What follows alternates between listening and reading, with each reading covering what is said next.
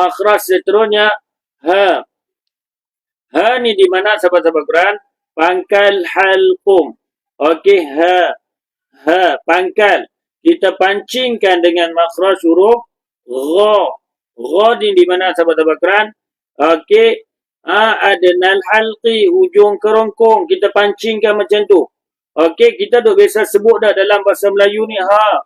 Ha, hantu, hampa. Okey tuan-tuan, kita pancingkan dengan makhraj gha saja, gha. Ghain macam mana dia punya makhraj dia? Macam orang berkumur. Gha ni kita kena macam berkumur-kumur.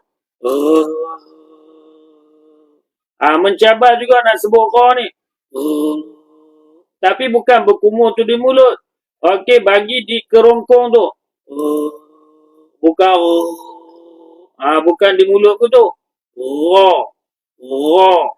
Gha. Okey, ujung kerongkong. Ghain sama dengan GH vokal O. Gha. Ha. Gha. Daripada sahabat-sahabat Quran, ha daripada pangkal kerongkong ni naik ke atas. Okey, belatin naik ke atas hujung kerongkong. Okey, pangkal kerongkong, hujung kerongkong. Pangkal kerongkong, hujung kerongkong. Ha. Gha. Ha. Gha. Ha. Gha. Ha. Gha.